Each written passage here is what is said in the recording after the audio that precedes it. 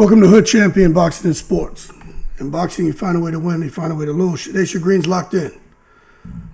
There's a reason why Shadasia Green's not out here doing interviews. There's a reason why you can't find her. Hard to get a hold of her. She's not quick to respond. If she does, one word, maybe two words. Silent and dangerous. She hasn't been loud, man, I'm telling you. She's done with the call-outs, done with the social media chaos. She doesn't want any distractions. And that's exactly what makes this moment different.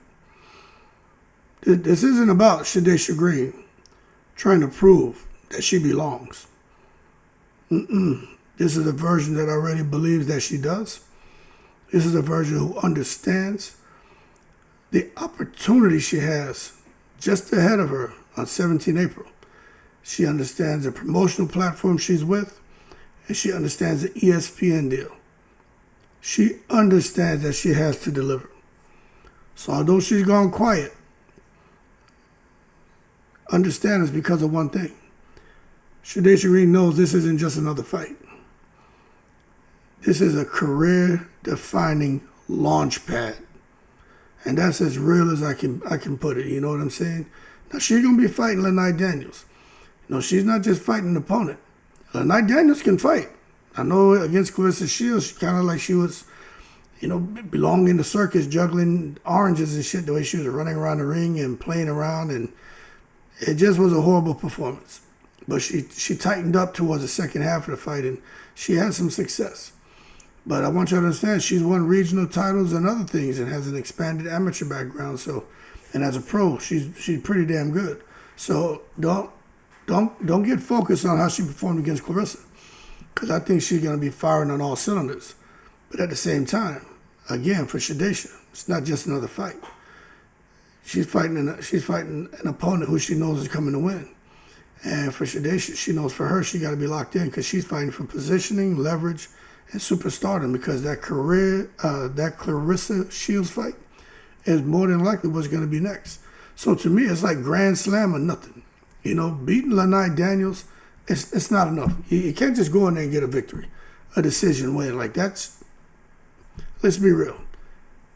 If she wins a decision against Lani Daniels, that's just a win. Is it good? Yeah. Is it good enough? No. Now, if she dominates and stops Daniels, that's a statement.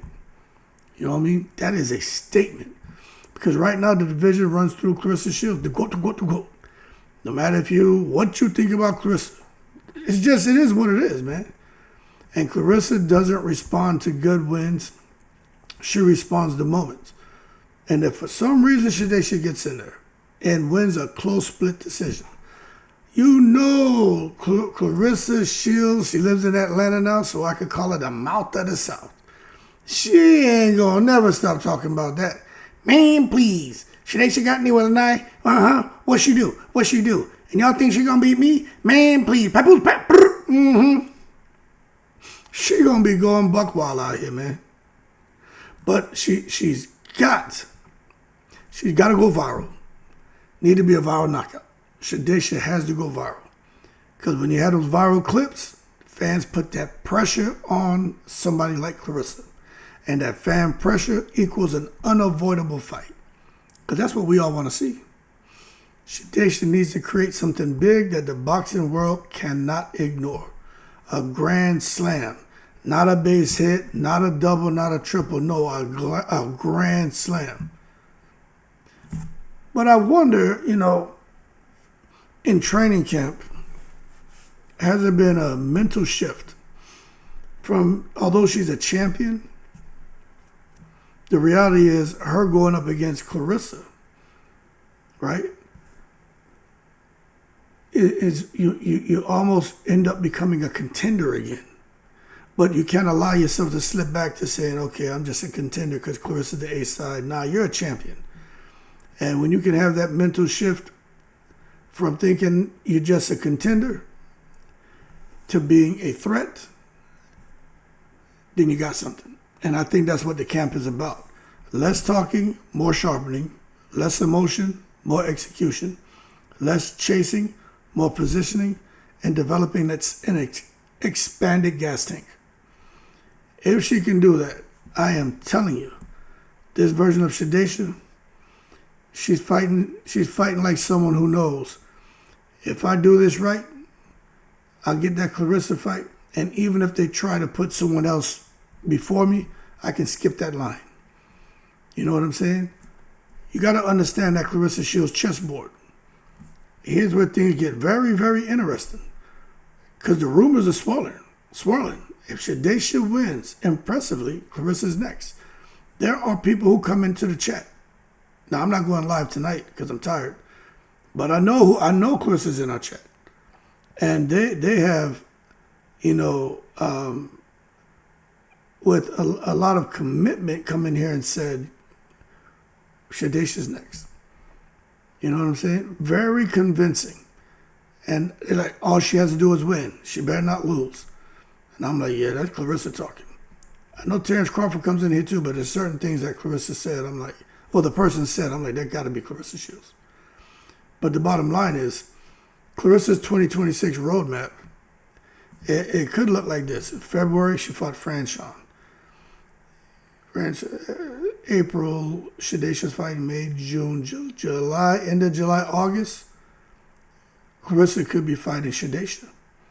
And if Claressa wins, maybe end of the year fight Mikaela Mayer. But if Shadasia wins, which, of course I'm rooting for Shadasia. Nothing against Claressa. Claressa can fight.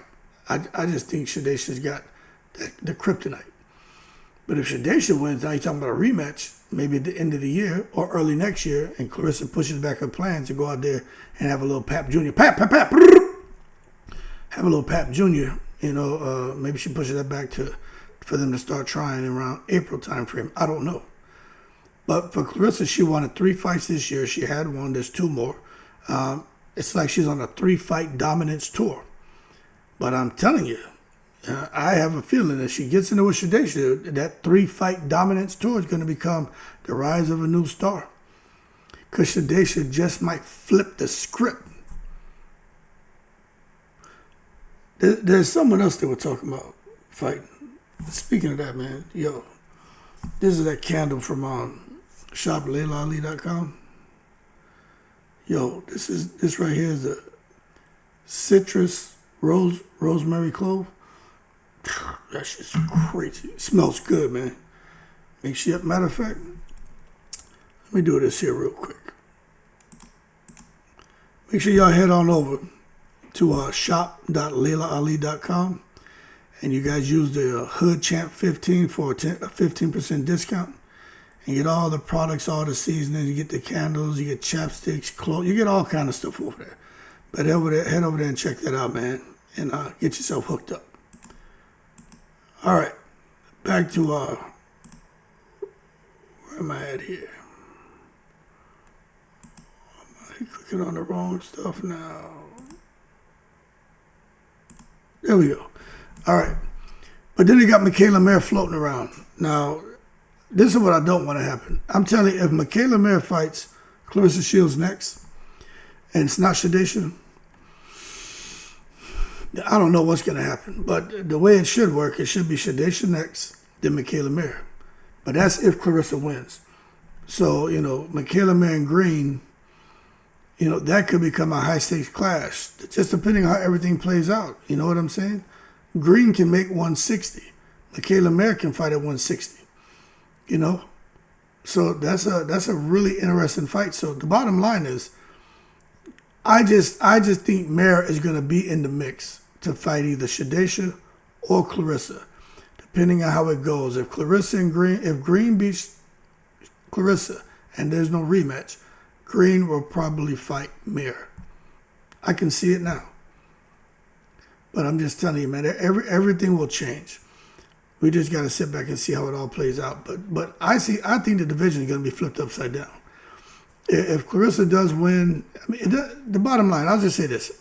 Forget about who wins or loses. If Claressa disappears the whole year of 2027, the entire division gets flipped upside down.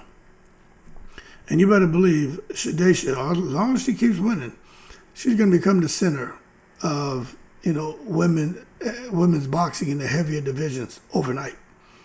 You know what I'm saying? So what's at stake? Look, legacy versus opportunity. For Shadasia Green, if she wins, big opportunity. You know what I'm saying? Against Lani Daniels. If it's a dominant KO, superstardom. Jake Paul, MVP, and Nikisa, they are really grooming these women, man, and getting them ready to go on and to consistently make, at a minimum, $500,000 up to $3, $5, $10 million, $20 million a fight. You know what I mean? They're really looking to build up all of their roster, especially the ladies who are main event fighters, and get them to make money hand over fist. And that's one of the advantages when you're with a promoter like Jake Paul, who has a huge platform, and he brings money. But I'm just saying, for Shadasia, we need a dominant KO. Now for Claressa, she controls the division, man.